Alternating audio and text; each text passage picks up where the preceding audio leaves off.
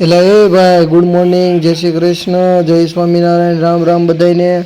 સ્વાગત છે આપણા મિની બ્લોગ નહીં પણ હવે જમ્બો બ્લોગમાં, કારણ કે હવે આપણે બનાવવા માંડ્યા છીએ જમ્બો બ્લોગ ને હજી સુરજ દાદા ઉગ્યા નથી ને આપણે ઉઠી ગયા છીએ, કારણ કે આપણે આજ સવારમાં જવાનું છે રાજવીને લઈને ભમોદરા. રાજવીબેન હજી સૂતા છે. હાલો તમને દેખાડું, અંધારું છે એટલે કાંઈ દેખાય નહીં. હાલો સવારમાં હવે વાટ છે, બધા આવી જાય બે એટલે જવું છે ભમોદરા. આપણી ગાડી થઈ ગઈ છે રેડી અને પેટ્રોલ એ પૂરાઈ આવ્યા છે કમ્પ્લેટ. ચાલો ભાગવી હવે ભમોદરા. મમ્મીએ કહી દીધું છે રાજવીને ટાટા અને પછી અમે નીકળી ગયા. અરે આ ભેંસુએ દઈ દીધો અમને મોરે મોરો. તો મિત્રો આ કયું ગામ આવ્યું કોમેન્ટ કરજો. પછી તો આપણી શિપટુડી ભાઈ હવામાં વાતું કરે જાય છે અને સામે આગળ જે ડુંગરો દેખાય છે ત્યાં છે રાજમાતા સિંહણનું સ્ટેચ્યુ. લાંબુ જીવન જીવનારી સિંહણ છે અને એનો રેકોર્ડ છે, તેમને એનો આગળના વિડીયોમાં દેખાડવામાં આવશે. તો ફાઇનલી હવે આપણે પહોંચી ગયા છીએ ભમોદરા અને આ છે મોટા ભમોદરાનો ગેટ.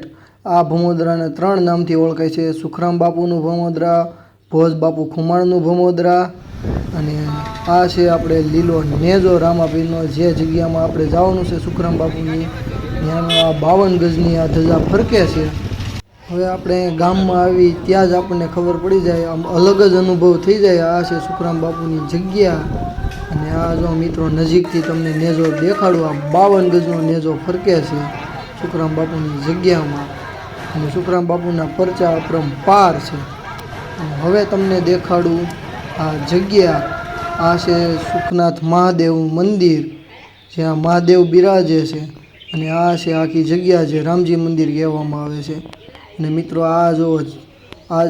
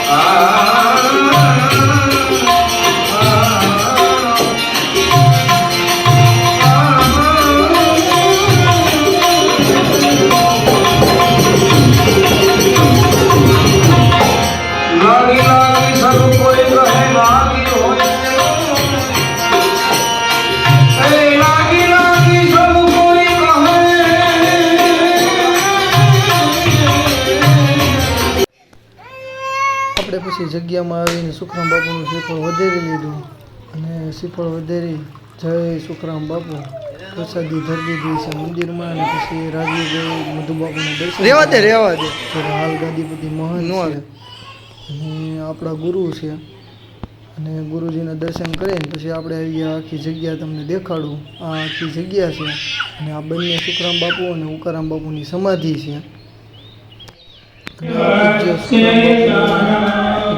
એનો ઢોલિયો છે, એની ચરણ પાદુકા છે અને રોજિંદી જીવનમાં ઉપયોગ કરતા પાઘડી બધી જ વસ્તુ હાલ હૈયા જ છે અહીંયા સુખરામ બાપુની જગ્યામાં મોટા ભમોદરા. અને પછી તમને દેખાડું ઉકારામ બાપુની, સુખરામ બાપુના શિષ્ય ઉકારામ બાપુ. આ એમની ચરણ પાદુકા, એમનો ઢોલિયો, આ બધી એમની વસ્તુઓ છે, તમને હાલ અત્યારે દર્શન કરવા મળે છે. અને આ છે જગ્યા હેઠળની ગૌશાળા, જેમાં ગીર ગાયો અનેક છે અને હાથે ઘોડી પણ આવેલી છે. પહેલાં 2-3 ઘોડી હતી, અત્યારે હાલ એક જ ઘોડી છે. અને આ ગીર ગાયો એટલે 1 નંબર ગીર ગાયો છે બધી. અને એક બા હતા, એ આજે રાજવીને રમાડતા હતા, એટલે પ્રસાદી આપતા હતા ને કહેતા હતા કે રાજવી સાની રહી જા, પણ બેન આપણે સાના લેવાનું નામ લેતા. આપણે થઈ ગયા છીએ હવે ઘર તરફ જવા રવાના. અને આપણે રસ્તામાં આવી ગયું છે રાજમાતાનું સ્ટેચ્યુ, જે ક્રાકતની આગળ બવાડાની ધાર ઉપર આવેલું છે ડુંગરામાં.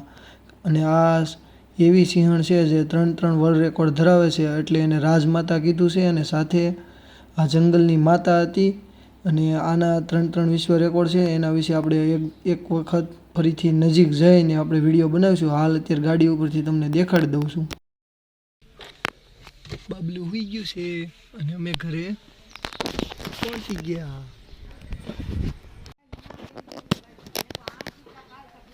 હવે અમે ગાડી લઈને આવી ગયા છીએ ઘરે. આપણે આમ જો માણકી લઈને ગયા હતા, જોઈ લો માણકી.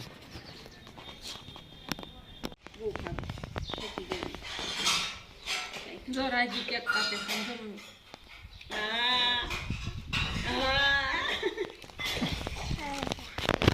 હલો, હવે ભૂખ લાગી છે મને રાજવીને, એટલે આમ જો અમે બધા તરબૂચ ખાઈ લેવી છીએ. રાજવી આ વિડિયો કે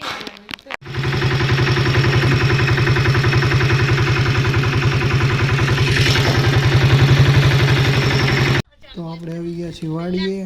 અને હવે વાડીનો તમને નજારો દેખાડું, સાંજના સમયે કેવો નજારો હોય. આપણે આવી ગયા છીએ કપાસ લેવા, એટલે કપાસ ભરીને ઘરે જવાનું છે ને સીધું લઈ જવાનું છે માર્કેટ યાર્ડ.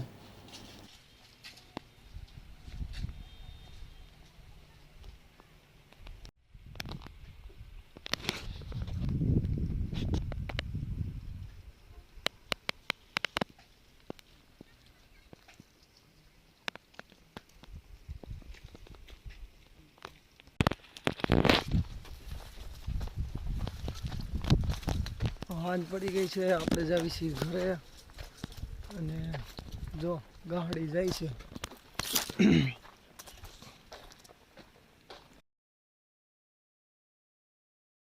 ચાલો આવજો, બાય બાય, ટાટા, સાયોનારા. અમારો પહેલો બ્લોગ કેવો લાગ્યો અમને જણાવજો અને કોમેન્ટ કરજો. અને અમારી ચેનલ ધ ગામડિયો મેન નિલેશને લાઈક સબસ્ક્રાઈબ કરી દેજો. અને ફરીથી મળશું એક નવા બ્લોગ સાથે. આવજો, ટાટા.